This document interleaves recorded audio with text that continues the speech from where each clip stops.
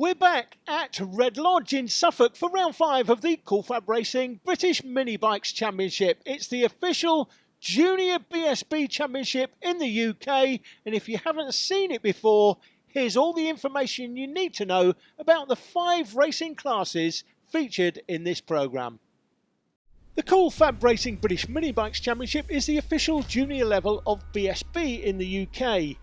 There are 5 junior classes, 3 racing on the smaller mini motorbikes and 2 classes racing the Metrakit or Mini GP bikes. Mini motorbikes are all powered by 40cc 2-stroke engines, 2 classes using air-cooled engines with different exhaust restrictor sizes and 1 using the faster liquid-cooled engines with more torque. The Minamoto classes are divided up into 3. The Minamoto Rookie class is for riders from 6 years of age riding in the championship for the first time or with little experience of racing. This class uses an air-cooled engine with a 10mm exhaust restrictor to control the outright top-end speed to around 45 miles an hour. Very fast if you're just 6 years of age. The Minamoto Pro Class uses the same bike with a 14mm restrictor size, making the bikes capable of around 52 miles an hour. Again, you can ride in this class from 6 years of age. The fastest of the Minamoto classes, we call it the Elite class or Junior LC40 class, with the liquid-cooled engine and no exhaust restriction, makes these bikes capable of around 56 miles an hour, but with a lot more torque. Minimum age to ride in this class is 7. No engine modifications are allowed in any of the Minamoto classes. The Metrakit 50cc and 70cc bikes are effectively a junior version of a superbike.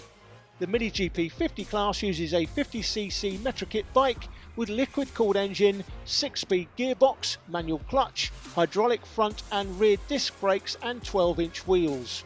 Riders can be as young as 8 years of age after riding at least 1 season in a Minamoto class, up to 16 years of age. These bikes on a large circuit geared correctly will be capable of around 80 miles per hour. The Mini GP 70 class uses a 70cc engine which is 60% more powerful than the 50cc version on a large circuit capable of around 100 miles per hour, with riders from 10 years of age, assuming they have done at least 12 Mini GP 50 races, and you can ride in this class up to the age of 16. Crispin, we've got the new branding on the truck in the background. Tell us all about that, a new sponsorship deal. Yeah, this is fantastic. It's FS3, the British Superbike team. They're supporting us. They're big fans of what we're doing with the youth of the sport. They've got 2 young riders racing in their colours here, but also they've jointly branded their truck. It's a really generous deal to support us and give us that exposure. You can see their FS3 racing colours on one side and the FAB-Racing as well. And they branded the inside with pictures of some of our young riders. It looks absolutely fantastic, and it's obviously at all our rounds and at all the BSB rounds, so it really gives us great exposure in front of a BSB audience and gets them exposure in front of our audience as well. It's a great event centre where people can sign on, they can go and get the results and everything else. Now, I did want to ask you, the last programme from Tattershall, we're looking at over 200,000 views online on our YouTube channel at the moment. It's absolutely huge, and it's quite surprising. You get a lot of people are saying, we didn't even know this was a thing. How do we get involved in this? So for those who've got kids or kids watching thinking, I'd like to have a go at that, I must have a word with my mum and dad to buy me one of those little mini motos. How do people get involved? Yeah, it's amazing the amount of exposure we're getting online. It's just incredible. It's blowing us all away. But it's great. So, how they get involved, they go onto the FAB-Racing.com website, and it's how to get started. Click on that. There's a drop down, and it gives you some examples in the UK of academies that you can go to. We're starting to work with people to set up more academies as well. The main ones is the Scott Redding one in Swindon, but there's going to be more dotting up around the country. And this is where you can go along for the first time for very little money, just to have a trial session, get on the bike before you have to buy the bike and all the kit. Have a lesson, see if they like it. If they get the bug, and normally it's the parents who get the bug as well, if they get that bug and they really enjoy it, they can have a few more lessons till they get up to a certain standard. They'll be signed off by the Scott Redding Academy, and they'll be able to come and race here in the rookies initially, and we give them a gentle introduction to it, and then well, you can see how they get on. They all go flying from there. But the exposure is amazing, as you said. But it's all around the world. They're coming back to us. By coincidence, there were 2 kids and their dad driving past from Sweden yesterday. And they saw all the trucks and they thought, right, we'll come in and have a look. And they came up to me and said, well, we race some mini bikes in Sweden. And they just were absolutely blown away. They went for a wander around the paddock. They said people are so friendly. And the 2 boys who live in Sweden at the moment were going, Dad, we want to move back to the UK to race here. So, that's the sort of thing we're getting. So they're very welcome. They're going to come. Then they can't make it next year, but they're going to come back to the UK and race with us in 2 years' time. It's awesome. Great to be back at Red Lodge for the second time this season. We'll kick off with the Minamoto rookies. That's the riders from 6 years of age. Damp, overcast conditions, but it should make some entertaining racing. There are the riders of the 2017 season. Along your screen now, it's Kyle Payne on the front row of the grid for this one alongside Harrison Crosby. We're going to get starters' orders very quickly indeed, and we'll go straight in for the racing. Wait for it, and we are racing now. Good start off the front of the grid as the riders streak through, but right in there from the second row of the grid, it is a cracking start for the 41 of Luca Hopkins. It is indeed, but Harrison Crosby sweeps round the outside to take the lead, dropping Hopkins down to second. That's Jamie Woodcock in third, and the poleman Kyle Payne looks like he's got a problem. That is a real disaster in the early stages of the race. There already seems to be a bit of a deficiency with power in that bike, and as the rest of the field works its way through, it looks like it could be a very interesting one. They come out of the sweeper, down towards the oak tree straight. Here they go, and then they'll go through that long, flowing left-hander at top curve. This goes on and on forever on a bike. You've just got to keep the balance and the pace up. Then you flick back through the right-hander onto banana curve. And let's see who is going to make the break. Harrison Crosby obviously starting well. Oh, that's a faller. That's a faller through the right-hand king. Now that looks like Alessandro Valente on the 82 bike that's gone down. But all eyes on the leader, Harrison Crosby, looking to continue his 2017 form. Dominated here at the first visit to this circuit, Red Lodge, earlier in the season, and looking to dominate again today. This is race 1 of 3. That's Jamie Woodcock, second on track. Third in the championship as he comes left-handed into the 180.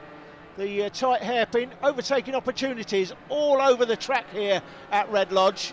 And in motor racing, that is exactly what you want. You can see the lead. Harrison Crosby's just cleared off. Must be 4 seconds up the road, Jake. It's amazing how big the gap is. Luca Hopkins battling away as Sullivan Mountsee's trying to come right round the outside. Can Sullivan Mountsie make the push? But Jamie Woodcock still hanging on into second position. Luca Hopkins riding well in the middle of a very intense battle with Sullivan Mountsie still trying to overhaul. Now is Luca Hopkins going to get the run here into the final turn? Having a think about it into that little S's, but no, it's not going to happen on this occasion. So as they come down the main straight once more, Luca Hopkins now looks for the inside line for second. Now he's got him. Brilliant move on the inside, but they're going to run right again. Woodcock still there on the outside line, and Sullivan Mountsie trying to tuck back in, but that was a good move from Luca Hopkins. He set that up halfway down the straight leading up to the final chicane, and now he's into second position. Sullivan Mountsie trying to overhaul as well to get into that third position through 180, and he's there on the inside, but he won't have the inside for the next corner. That's where Woodcock is going to be able to keep the place. And that's allowed the man in second place there to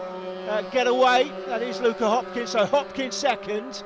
It's Woodcock there just about holding on to third place. Sullivan Mountsie, though, supplying all the pressure. The lead, 5.41 seconds at this stage of the race. Oh, look at Mountsie. Unbelievable. Look at Mountsie swarming around all over the back as he dips one way, now dips the other, finds a move on the inside line and gets chopped across by Jamie Woodcock. Brilliant battle this for third position between these two as again Mountsie looks over for another way to get through. Maybe round the outside he'll find more speed. Yes, he does. Look at that. Storms round, but now he's got to cut back for the inside, and Woodcock manages to get the position back. This is brilliant as these two dice for third position. Luca Hopkins is loving it further up because he's no longer part of the battle. Or is he? Woodcock, massive braking into the hairpin and almost tags into the back. You would think with these two battling behind Hopkins that Hopkins would have cleared off. He should really have a 2 or 3 second advantage, but he hasn't. Here comes the Tyco BMW man down the inside into the top curve and through to third place. So with Mountsie into third position, Woodcock's now going to try and find some kind of retaliation to get him back again. But really strong correction there from Sullivan Mountsie as he gets the balance of the bike settled into those final chicanes as well. Right and left onto the home straight. Now Luca Hopkins is the next target.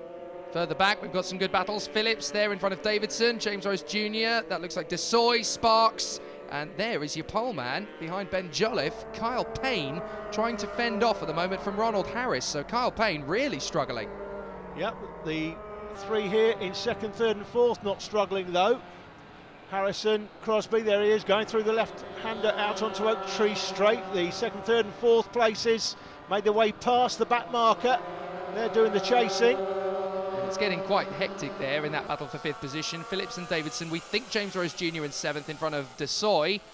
But this battle is still getting very tight as Luca Hopkins has not been able to get away in second position. And now Sullivan Mounsey, still with Jamie Woodcock hot on his heels. He's going to try and make that move for second position. Meanwhile, out in front, it is still one-way traffic for Harrison Crosby. That's Orlando Phillips. You just make him out there with the orange suit, easy to spot from the drone through the final turn out onto the straight.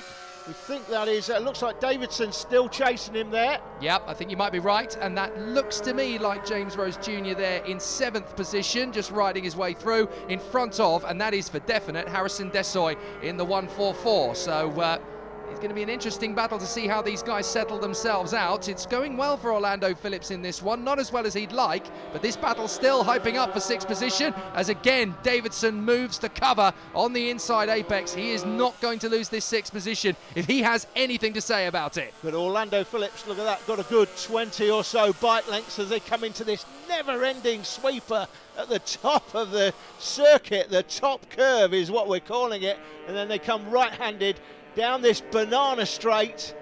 This is the battle for second position again. That was Luca Hopkins Oh, having and lost Harrison Crosby's got a problem. Yes, something definitely wrong at the back of the bike, and having just got himself into second position, Sullivan Mounsey is now in second position, in prime position to take the lead of the race. They're going to get past this back marker, round the outside, but the next bike up the road is the race leader, Harrison Crosby, with difficulties with the bike. Smoke is billowing from Harrison Crosby's bike. Can't make out whether that's an engine issue or something rubbing on the tyre. It's got to be an engine issue because he's not been involved in any incident. Here comes Sullivan Mounsey, a bit like Tigger in Winnie the Pooh. He's about to become very happy. He'll be a bouncy Mounsey when he gets the race lead. He's about to do that through the right-hander, down the banana straight. Mounsey shook around the outside and does so, and Harrison Crosby won everything here last time out. Earlier in the season, you can see the smoke coming off the back of the bike. It's an engine issue, Jake. And Luca Hopkins through as well into second position. What a ride this is going to be on the last lap for our new leader, Sullivan Mounsey, trying to hang on in front of Luca Hopkins. You can bet that Jamie Woodcock's going to get through into third position as well. If he hasn't already, I think he's already made the move. So it's now a ride to victory between these two, Mounsey versus Hopkins. They come out of the 180 and then will flow through the sweeper up towards Oak Tree Straight. This is going to be a really interesting battle between these two, as Luca Hopkins, once the man in second position who would have inherited the lead, has allowed his rival Sullivan Mounsey to get through, and Harrison Crosby can do nothing about it with an ailing bike. So now they come through the final chicanes of the lap, round banana curve, and this is going to be a really interesting run to the line, but I don't think Hopkins is close enough to beat Sullivan Mounsey. He's going to give it his best shot. He's going to try every trick in the book, but he's just not close enough. Into the final turn, over the line, and Sullivan Mounsey takes the win of his season. A brilliant victory there. Luca Hopkins in second, Jamie Woodcock through in third. What a disaster for Harrison Crosby in fourth position. That is not where he wanted to be. Orlando Phillips comes home in fifth in front of James Rose Jr., Alfie Davidson. Kyle Payne rides through to 8th place with Ethan Sparks and Ben Jolliffe rounding out the top 10, but it's a famous victory for Sullivan Mounsey. The championship points look like this. It's still Harrison Crosby that has the lead from Hopkins in second, Wilcox, Payne and Ethan Sparks third, fourth and fifth.